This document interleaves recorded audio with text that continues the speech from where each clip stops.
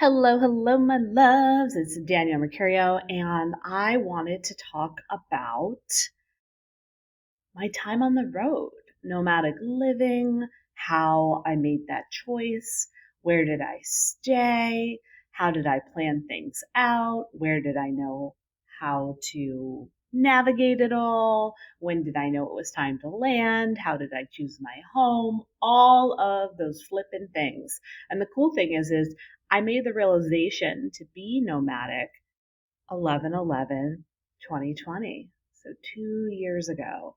And if you had told me 2 years ago when I made the decision to be nomadic that I would wind up in a mountain town called Greenville, South Carolina, I would have been intrigued and definitely caught off guard.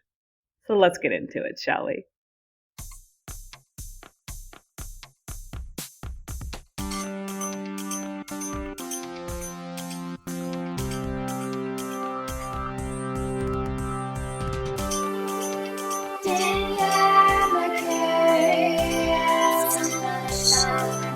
Welcome to the show. Danielle Mercury. Welcome to the show. Welcome to the show.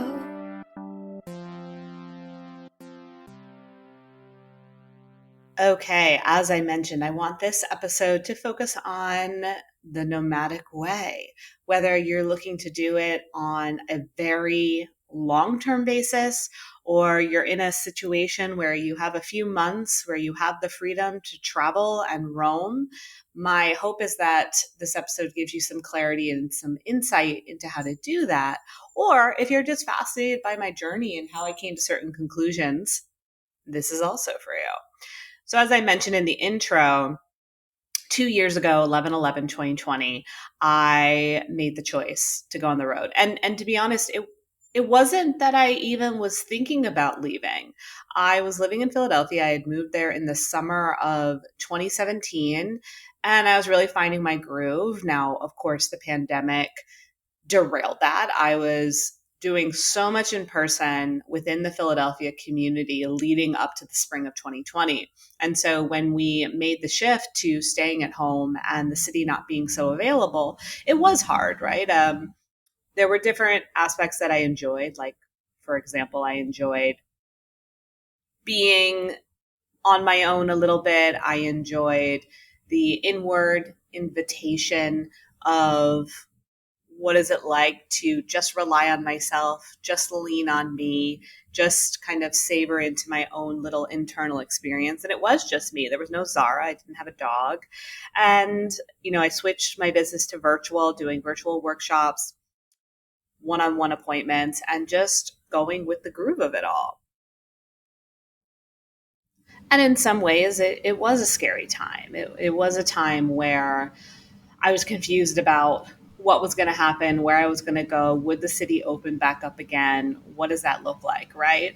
And, as I mentioned, I was by myself a lot and I developed pods and I was seeing friends here and there, but pretty secluded for the most part. I also had, I'm sure I've shared this before, a neighbor across the way from my window that faced his bedroom, and he liked to torment me by doing some scandalous things that I was not okay with. So a lot of times I had to keep my blinds closed. I didn't like going out on my deck because oftentimes he would come out and kind of harass me in that way. So that wasn't ideal either within my apartment and how I was living. So when it came to the fall of 2020, I had an opportunity to go to a wedding in Mississippi, and it was about an hour from New Orleans. So I had bought a flight, and I was like, and I hadn't been on a plane since February of 2020. And I was like, I'll fly to New Orleans and rent a car and go to this wedding. And that was my plan. And then literally, like, as I was getting closer to the wedding, like, I kept feeling like, don't get on the plane. Don't get on the plane. Don't get on the plane. Like, you're not meant to fly there. And it didn't feel like because I think partly was because of COVID and that fear, that nerve of, oh my God, like I could get sick, I could harm myself, potentially harm other people. There was also judgment around what will people think of me if I'm traveling right now. But the main reason it kept coursing through was I just kept hearing, like, you need to have an experience, get on the road. What's the point? Why do you need to like fly there and then fly right home? Like, what's the rush? What's the hurry? And I was like, that's a really great point. So I canceled my flight and decided to hit the road. So the way that I mapped it out was I would stay in Woodstock, Virginia for a night.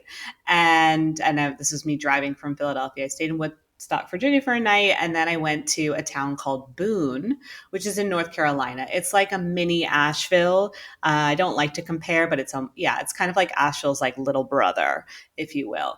And, it's a college town. It's nestled in the mountains. It has Earth Fare, which is one of my favorite grocery stores, hiking, and lots of local restaurants, things like that. But it's small. It's a little town. I got a cabin in the woods, and my plan was to be there for a few days just to enjoy the woods, the mountains, the more solitude away from the city type of living, and also facilitate my 11/11 workshop. Every year I hold a workshop for 11/11. I'm doing one for 2022. If you want to sign up, I'll put the link in the bio, or you can find it on my website.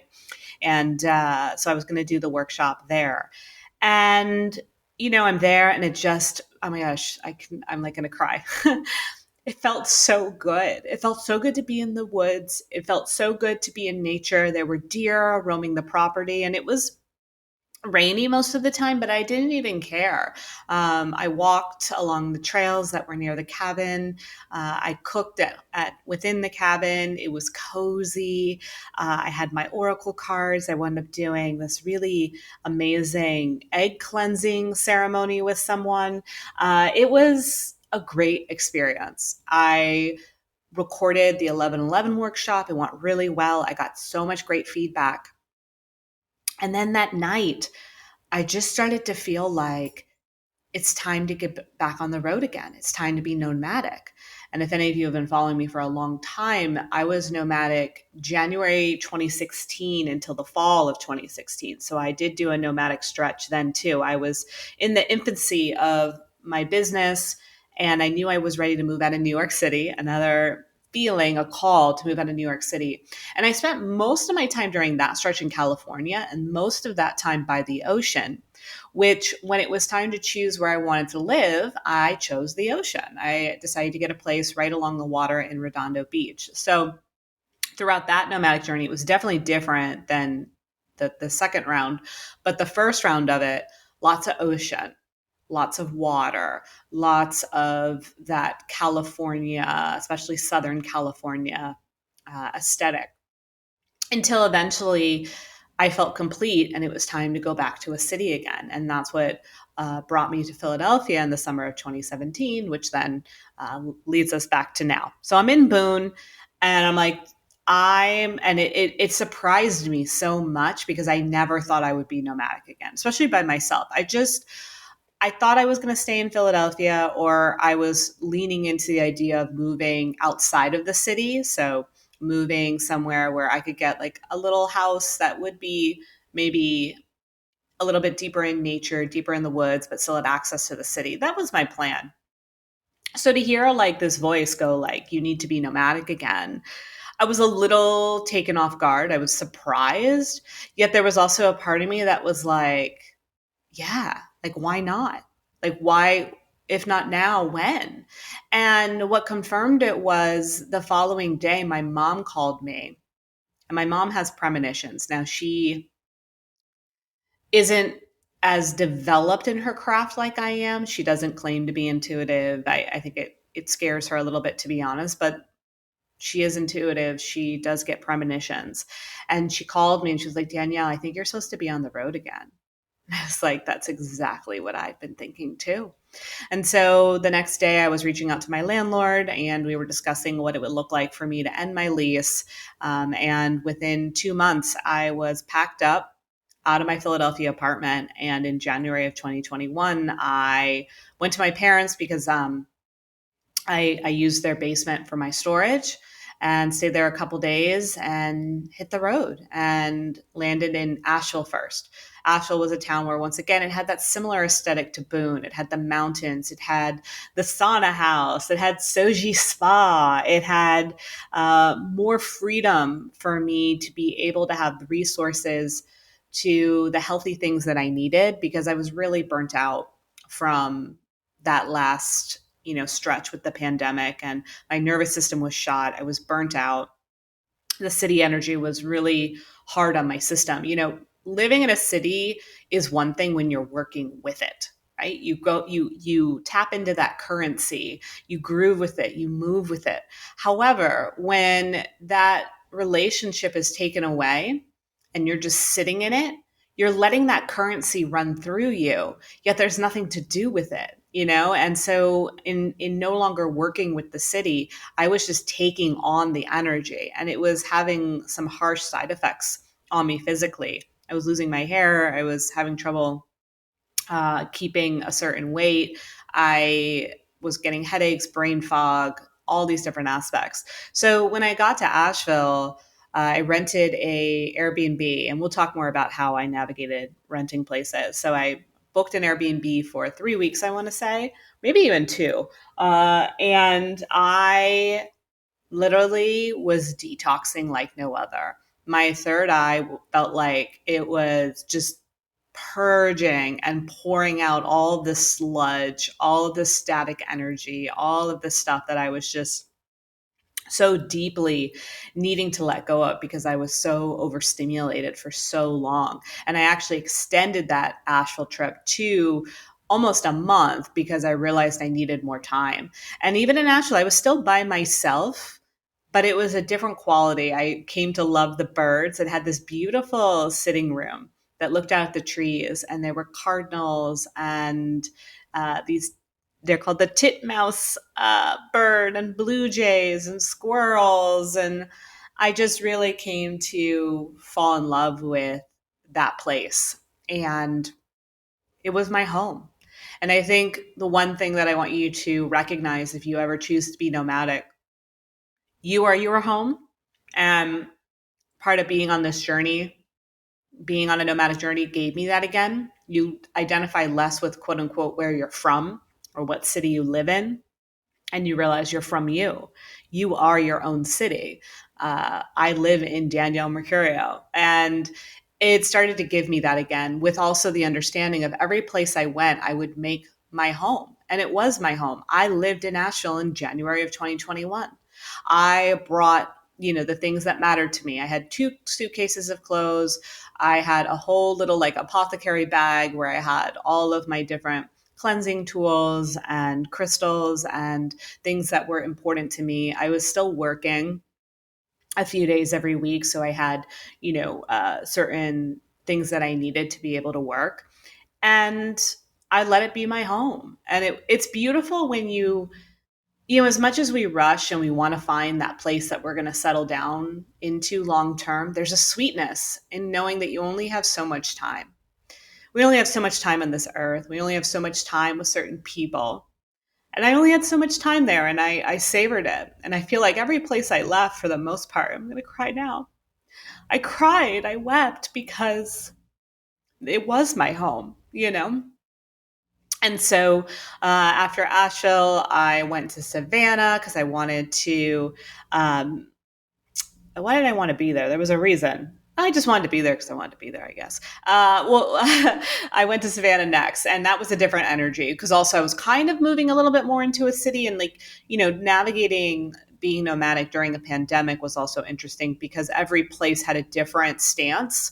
For me, I was on the stance of like, I'm wearing my mask, I'm keeping my distance. That was kind of my vibe, but I'm still not going to 100% hold back. Like in Asheville, I still went to the sauna house. I still, participated in some things that I felt like I needed because the benefits were worth it. Savannah was a little bit more lax, and I kind of expected that, right? So every place had a different feel, but you had to roll with it, and that can take a toll on your nervous system too. Again, I felt like in some ways the world was watching me, and like I'm like, oh my God, do they think I'm being irresponsible? But I had to realize like it's not about what they think about what I'm doing. It's about me and taking care of myself and being in this journey because on the flip side, I would just be stuck in Philadelphia, and it's nothing.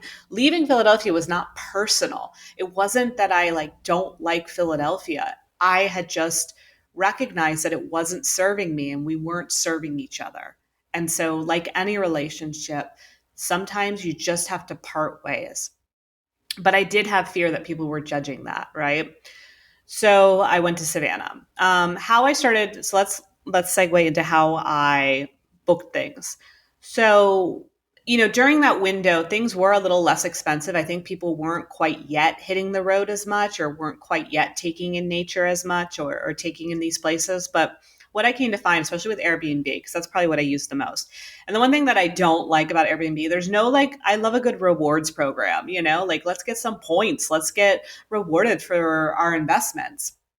Airbnb doesn't have that at all. Like there's no benefit in booking with Airbnb other than getting to stay in the Airbnb, and you're helping real people too, which is cool. One thing that is interesting about Airbnb is for a lot of places, the host will create a deal if you stay weekly or if you stay monthly. There were times where I would want to stay somewhere for like 3 weeks. It would be cheaper to stay there a month because of that breakdown. So when you're booking Airbnbs, try to see if you can find a good monthly deal. I mean, there were places that would literally be 50% off if you like a night if you booked it. For a month, as opposed to staying there for 2 weeks or 3 weeks. There are places that do weekly deals as well. So maybe you were going to stay somewhere 5 days, it might serve you to stay there 7. Also, if you're working while being nomadic, you probably do want to carve out an extra couple days. Like you think like, oh, this many days is enough. It's like, okay, that many days is enough if you're on vacation, but you're working and living here. And maybe in my case, trying to figure out, is this a place where I might want to live one day?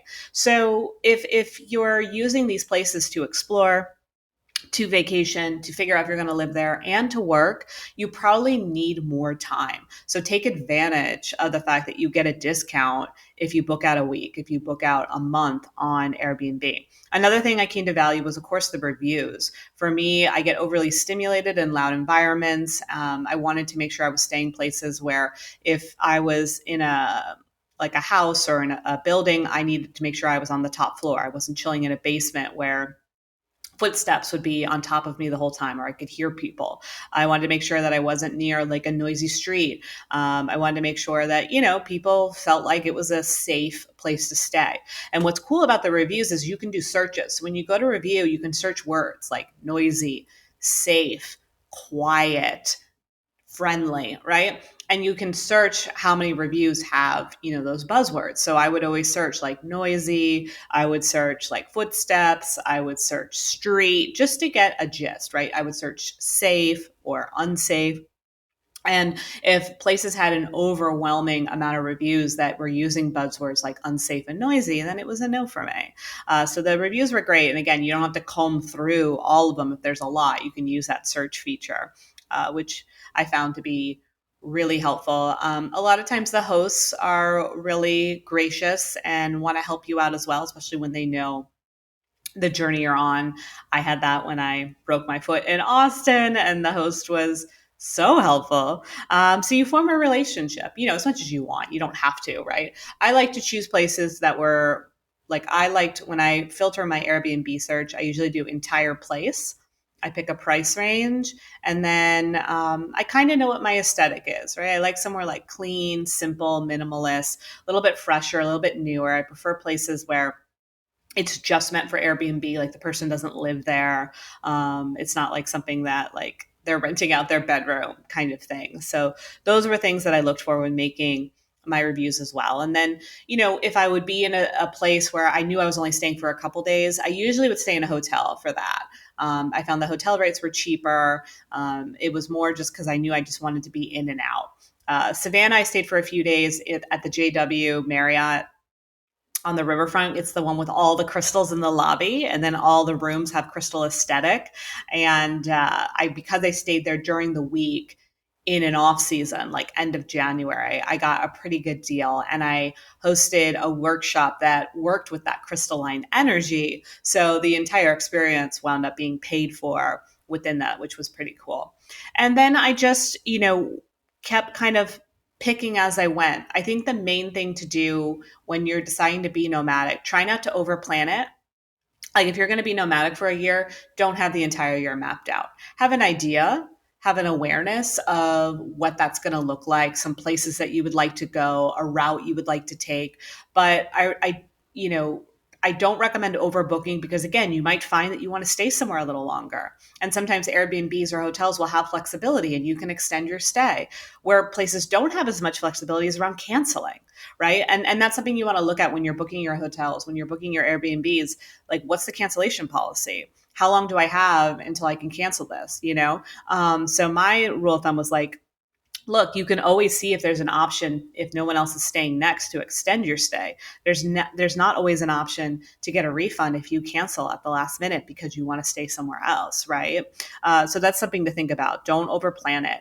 Let it evolve. In addition to staying at Airbnbs and using hotels in transitional times, once people start to catch wind that you're doing this, they might, clearly recommend like come visit me, right? Like, if some of your friends and family are in a route that is convenient to you and they have an extra bedroom, they have a space for you to stay, like stay with them. Like, why not? Have fun, enjoy it. Washer dryer. Most places I stayed, I always made sure to have a washer dryer. Super helpful. And again, when you filter your Airbnb searches, you can see if there's a washer and dryer. So that was always key for me. I mean, not every place had it. I think there was one place, in Austin, it didn't have it, but I found, so I went up staying in Austin for almost 6 weeks. There was a laundry folding delivery service. So literally you would leave your clothes out on your porch. They would come pick it up. And then 2 days later, you'd get a bag of folded clothes, right? So that was cool. So there's always options, but I always tried to find it. But if you're staying with friends and family, laundry. It's just nice to be, with people and catch up with them, etc. Then also, there's opportunities where people might say like, hey, like there were a couple situations where I had a client who offered me at a very reasonable price her townhome in Zion. Zion was not on my radar. And when she was like, we have a family townhome, I'd be willing to, do some kind of exchange with you. I was like, oh, I could do that. Right. My sister was working in Wyoming in Grand Teton National Park, right near Yellowstone for the summer. They had cabins and they had friend and family rates. You better believe I was going to take in on that. Was that on my radar? No. Another girlfriend of mine had a family home in Vail, Colorado. No one was staying in it.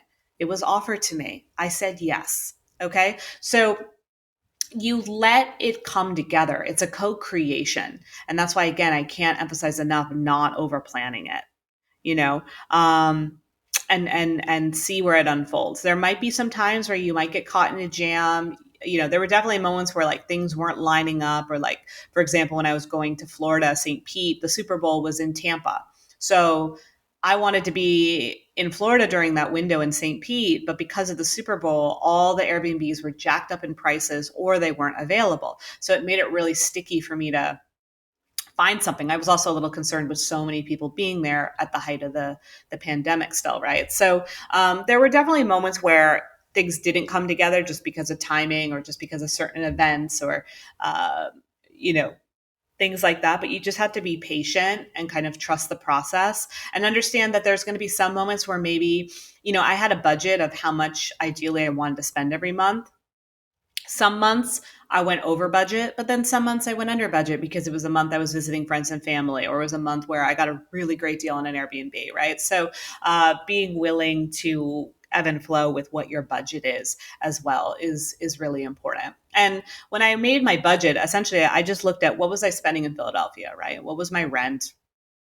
What was I spending on utilities? What was I spending on, just monthly expenses that I had come to understand on a regular basis. These were my expenses. This is what it costs to live here. I pretty much just transferred that into my nomadic account, if you will, and kind of always stayed within that range. But you're going to find that like you're going to cut costs in some ways. Like you're not paying for cable anymore. You're not paying for Wi-Fi. You're not, paying for you're not paying for a gym membership. I mean, maybe an online one, but certain things that maybe were bound to where you lived were now no longer part of your income and now could be leveraged into the income to stay somewhere else, right? So that's something to look at as well, and be open to where the journey might take you, and go to, like, I found some really cool towns that I did not anticipate. Bisbee, Arizona. I love Bisbee. Oh, I would live there if it wasn't so small. But a mountain town, Arizona. Are you noticing a theme that I keep picking up on these places that are more mountainy? Hmm. Boone was where it all kicked off. Asheville, mountain town in Arizona. Even Austin. I wound up staying not in the downtown, but like off this like little farm where there were horses and deer and fields. I went to Zion, right? Hiking, mountains. I went to Wyoming, hiking, mountains. I was in Colorado. Okay. After I did Denver, I wound up spending time in Chattanooga, Tennessee. I spent more time in Asheville. And it was so interesting that during all of this, I was, of course, starting to wonder, like, I feel like I'm going to do this for 9 months. That seems to be my threshold. Because the first round I was nomadic was 9 months. 9 months is kind of the period where you're creating something. And then at 9 months, something is birthed. So I knew at the 9 month mark, I was going to want to move into a home. And I had been thinking a lot about what that was. I thought maybe it'd be Austin. I realized that wasn't a right fit for me. I thought maybe Asheville, also not quite the right fit. Like, I realized that a lot of these places are places I love to visit, but that doesn't mean I want to be a resident. And there's a difference, right? There's a difference when you're trying to figure out where home is this just a place I love to visit and fill myself up and leave? Or is this a place where I could see myself staying for a really long time? So we want to be in that inquiry. And we want to, again, when we're visiting these places, not just visit as a tourist and do the touristy things, but also be like, what's the grocery store situation? What is the lifestyle like here? What is the culture like? Are these things that go beyond just visiting and actually feel like they could be home? And so those are questions you want to ask yourself. So Asheville, Austin, they weren't feeling right in that way. There were aspects I loved about Arizona, but it just, again, nothing was clicking from the space of like, I could be here for a really long time. So I noticed that I was gravitating towards the Southeast. I was thinking, okay, maybe Chattanooga, although Chattanooga, I do not like the traffic. There's something about the traffic and the way the city is laid out that irks me. So I'm like, why would I put myself in that position? I still was dancing around St. Pete because I love St. Pete so much, but I didn't know how I felt about the really humid summers. It just didn't. And again, I love it as like my winter escape. I go there every year, and I think it would have worked, and I think it could have been a contender, but it wasn't 100% checking all my boxes. And then when I was in Zion, I was like, maybe Charleston. I love Charleston. I love the food. I love the way it makes me feel when I'm there. I love the way people dress. It's kind of up and coming in the spiritual realm. It's got the ocean, right? So in my head, I was thinking ocean. Okay, like maybe St. Pete, Charleston. They were kind of the two I was dancing around. Yet everywhere I was going was a mountain town. Mountain town, mountain town, mountain town, mountain town, mountain town. And I remember going to Charleston for my birthday. Okay, we were at the eighth month mark. And I had a great time, loved it. But there was a sinking feeling in my stomach, in my being. Danielle, this isn't where you're supposed to live. This isn't your home. This isn't right. And I was like, fuck. Well, if it's not Charleston, because I was so set on it being Charleston, I was like, if it's not Charleston, then where? I wanted Charleston because it had the water. It still had culture. It was still progressive. It still had, good restaurants. It felt like a place that I could make home. I grew up going to Hilton Head Island every summer, which was, a couple hours away. Like, why wasn't this clicking for me? And so after Charleston, I actually went back to Savannah. I met a girlfriend and we spent a long time talking about it. And I just kind of came to the conclusion that Charleston wasn't it. And I was just going to have to keep figuring it out. But like, I also felt like I'm supposed to be somewhere by the fall. Like by October, I'm going to be in my home, but I have no idea where that is. So after Savannah, I went and met my mom for a week in Hilton Head, and which is in South Carolina on the coastline. And my mom brought this up back in January when I was in Asheville. She goes, "Have you ever heard of Greenville?" And I was like, "No." And I remember being in my Asheville Airbnb and Googling Greenville and seeing things like the Swamp Rabbit, trail and the Reedy River. And I saw this little downtown and I saw Lululemon. I was like, bleh. And I was just like, I don't really know if this is for me. And then I asked my sister who had visited there before and she's like, it's okay. She's like, it's kind of like where we grew up. And I was like, meh. And so I just kind of bypassed it and I didn't stop there, even though I very easily could have went there from Asheville to Savannah back in January. And what's interesting is I actually got a speeding ticket in South Carolina that month while I was near that area. How about that, right? Like literally the universe was like, slow down, Danielle, slow down in South Carolina. And I was like, no, I got to get to Savannah. And I totally missed Greenville, which is fine because I don't think I was meant to visit it then. So anyway, I was talking to my mom in Hilton Head about, just my conflict and not knowing where I'm supposed to live and Charleston not really being it. And she was like, well, what about Greenville? And I kind of was like, all right, like, stop it. Like, mom, you've never even been to Greenville. Like, what do you know? Like this whole thing. And she was just like, just give it a whirl. Like, from what I've heard, it's great. So I was just like, all right. I literally had nothing on the calendar after Hilton Head. So I like nothing was booked. So I went to Airbnb and I saw there were a lot of really great options to stay in Greenville for that following week. And, in my price range, in my standards. So I booked an Airbnb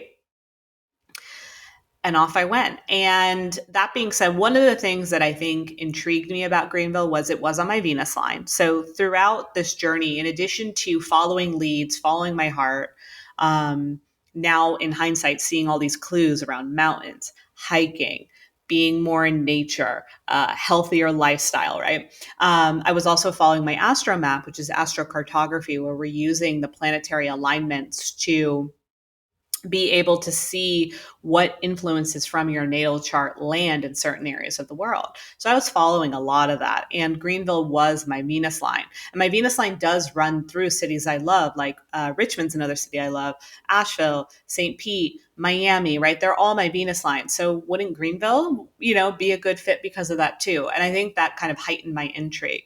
And so I remember driving into Greenville and I knew I just knew this is it. And I didn't even I didn't even drive into the downtown yet. I was literally on the highway, just entering, towards the exit. And as I was entering towards the exit, all I could see was green trees and I could see the mountains. And then I drove through the little downtown and I made my way to my Airbnb and I just knew I was like, I'm going to live here. I'm going to live here. I don't know anybody. I don't know anyone at all, and I'm going to live here. I'm going to make this my home. I'm going to say yes to this. And I just kept getting more clarity. The first place I looked at is the place I currently live in now. It's a loft building, brand new apartment. The cost of living here was under what I was paying in Philly. So that was really great. It wasn't the whitewash town that I thought. Now, don't get me wrong, it's still conservative. I mean, we just had the election here and we come up as like light pink on the range. But there are pockets that are progressive. There's an artist community, there's a queer community, there are people coming from other cities that are looking for the lifestyle that Greenville has to offer, but also enhance it with more progressive views, which I very much value and appreciate. Up and coming when it comes to spirituality, so curious, so here for it, so willing to show up even in spite of a lot of religious trauma and things of that nature. So I looked at this place, loved it, knew I was going to get it, but I wound up looking at three other loft buildings. Greenville used to be a very big textile town. And so there were all of these old textile mills that have been converted into living spaces, which I also love because I definitely am not here to like live in a place that was just kind of like cookie cutter, knock down people's homes so that I could live there. I don't think so. But if we can repurpose something and something that's kind of got a little charm, but still new and modern, totally here for it. I went to the Swamp Rabbit Trail, loved it. Went to the Rabbit Cafe, saw that it was like this little farmer market grocery store. Everyone was so friendly. It had a little bit of everything that I experienced while on the road, minus the ocean. But the ocean is just a few hours away. And the ocean was never what I needed during that experience. Since day one, the moment I made the choice to say, I'm going to be nomadic again, I was in Boone. I was in North Carolina. I was just a couple hours north of where I live now. But I didn't know right away that it was going to lead me here. I just knew that I was ready to get up and go. And I was ready to get up and explore. And I was confused AF a lot of it. But I enjoyed a lot of it. And I witnessed a lot of it. And I experienced a lot of it. And I was taken care of so often, time and time again throughout the journey. So if you are embarking on this journey, for whatever reason it may be, I say enjoy it. Understand that some people won't understand. Some people will want to know your plan. Some people will want you to have answers. You don't owe anybody anything. You do not have to justify your experience of nomadic life.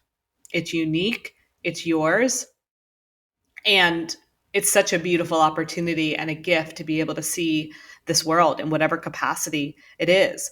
Let it lead you, let it unfold, and look for the clues.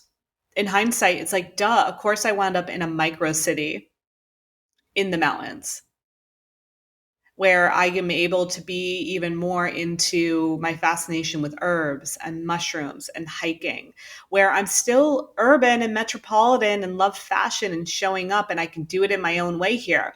Yet it's giving me something even more. It's giving me this simplicity. It's giving me this richness. It's giving me the opportunity to lean deeper into aspects of myself that haven't been fully explored, but have been asking for that opportunity. It's where I adopted my dog, Zara. We're together a year now. I adopted her 1 year pretty much after I made that revelation. I adopted her November 5th, 2021. So 2 years ago, made the choice to leave my home in Philadelphia. 2 months later, I was on the road. August of 2021, still did not know where I was going to live. And then by the end of September, moved right around the fall equinox, pretty much 2 days after, moved into this place. A month later, found my dog, renewed my lease. I'm here to stay. I have no intention of going anywhere. That being said, I'm open. I'm open to what the next chapter is going to look like. I'm open to how that's going to relate to relationships. Being on my Venus line, one thing we have to realize is like Venus is all about magnetism, beauty, dating, relationships. That doesn't necessarily mean it's just going to fall into your lap. It might mean that you first have to kind of go through your blind spots and go through the things that may have been holding you back in order to get to the place you want to be within your Venus line, within the place I wanted to be within relationships. I have been dating here. I was seeing someone on and off for a while, and it gave me a lot of clarity. It gave me a lot of perspective. And while it didn't work out, it gave me everything I needed to see what I needed to see where I was executing control and expectation, and where I could surrender deeper into my heart, where I could be more vulnerable, where I could practice boundaries, where I could, get into the space where I am even more ready for the person that's also in a space where I believe they're more ready for me. So don't overplan it. Trust the process. Be curious about the journey. And then you have moments like I just have right now where I'm like, fuck, 2 years ago, I was in freaking Boone, North Carolina, just thinking I was going on a little road trip to a wedding, was going to come back home to Pennsylvania. And little I know that 2 years later, it would take me to where I am now. And I dyed my hair blonde. That's very Venus line. Okay. These are the things I have to say for you. If you are listening in real time, 11/11 is approaching. I have a workshop available for that. I would love to have you opt in via the link. It's pre-recorded, so you can do it at any time that feels good and 11-y for you. And thanks for listening to my journey. I freaking love you.